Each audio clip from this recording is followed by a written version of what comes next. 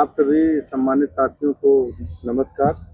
आज उत्तर प्रदेश के शिक्षक साथियों के लिए, क्या हम तो कहेंगे पूरे देश के लिए, एक बहुत महत्वपूर्ण दिन है, क्योंकि माननीय देवेंद्र प्रताप सिंह जी जो लाइन खींचते हैं वो कहने के लिए उत्तर प्रदेश में होता है, लेकिन उसका अनुकरण पूरे देश में होता है।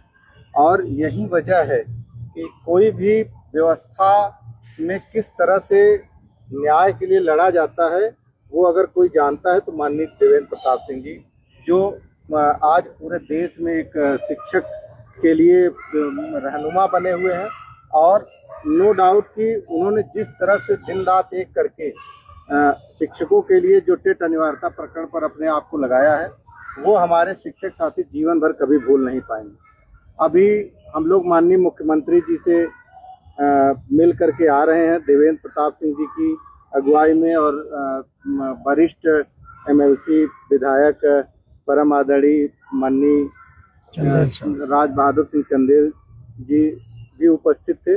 और शिक्षकों के हित में क्या बात हुई, किस तरह से, हम लोग भी वहाँ उपस्थित थे, लेकिन क्या बात हुई, कैसे हुई, इसका पूरा जवाब, इसका उत्तर हमारे माननीय विधायक जी इसको विस्तार पूर्वक आप सभी को बताएंगे। माननीय देवेंद्र प्रताप सिंह जी, ये आपके सामने है।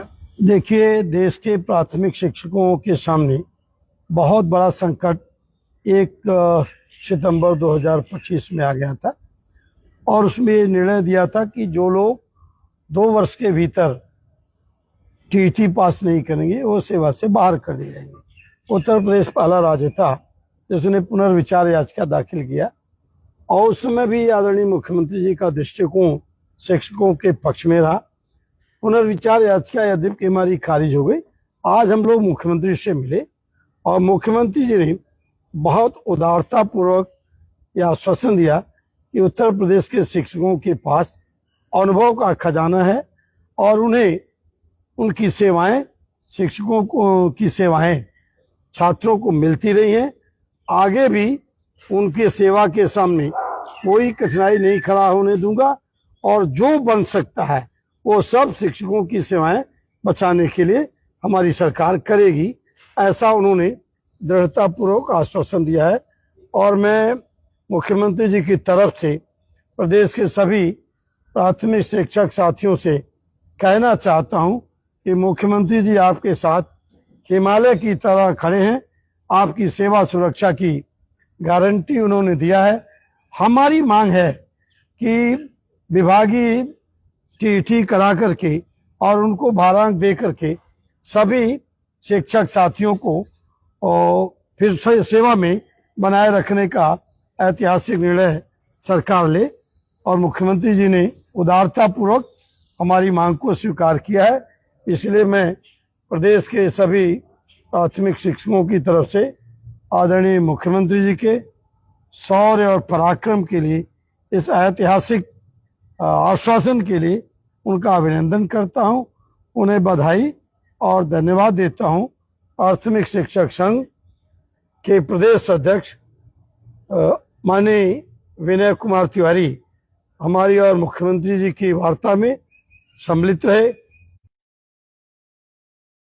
चंदेल की गरिमामयी उपस्थिति में एक सफल वार्ता हुई, और मुख्यमंत्री जी का रुख शिक्षकों के पक्ष में साफ साफ दिखाई दे रहा है।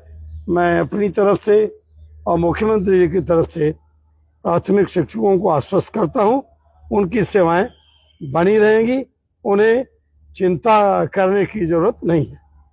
विधायक जी, आपने इसके पहले भी कहा था कि हम चाहे जिस तरह की लड़ाई लड़नी हो, हम इस लड़ाई में शिक्षकों के साथ हैं।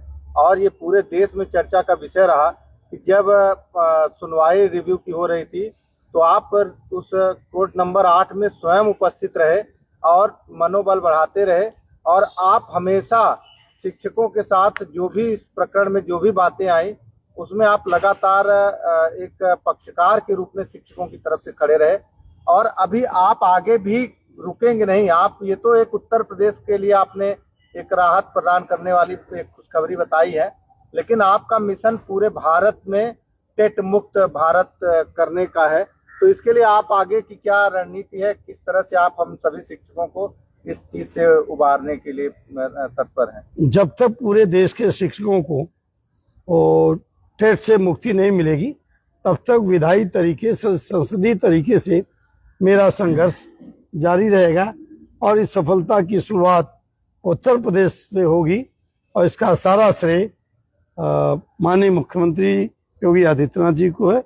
उनका जो आश्वासन है, खुले हृदय से, बहुत उदारता पूर्वक उन्होंने शिक्षकों के साथ बहुत वात्सल्य भाव प्रदर्शित करते हुए हमें आश्वस्त किया है कि शिक्षक, उनकी सेवाएं हमारे लिए मूल्यवान है, उनका अनुभव हमारे लिए मूल्यवान है। इसलिए सभी शिक्षकों की सेवाएं यथावत बनी रहेंगी। उसके लिए जो प्रयास होगा वो करेंगे, कोई पीछे नहीं रहेंगे। देखिए विधायक जी, जिस तरह से एक बहुत ही हम सभी शिक्षकों के लिए गर्व करने का पल है। आज इन्होंने इसकी शुरुआत माननीय प्रदेश के यशस्वी मुख्यमंत्री योगी आदित्यनाथ जी के साथ किया और इसमें एक अहम भूमिका अगर किसी शख्सियत की है तो उत्तर प्रदेशी प्राथमिक शिक्षक संघ के प्रदेश अध्यक्ष श्री विनय तिवारी जी की है। ये दिन रात विधायक जी के पीछे पड़ करके और इस मुहिम को दिन रात अपने जो भी क्या प्रोग्रेस है, क्या चीजें हैं, सब इनकी अवगत कराते रहते हैं और विधायक जी को भी एक सारथी की तरह हमेशा लगे रहते हैं। मैं विनय तिवारी जी से इस मामले में, जो प्रदेश अध्यक्ष हैं, मैं जानना चाहता हूं कि आप किस तरह से अपने चीजों को आगे करें। जी धन्यवाद।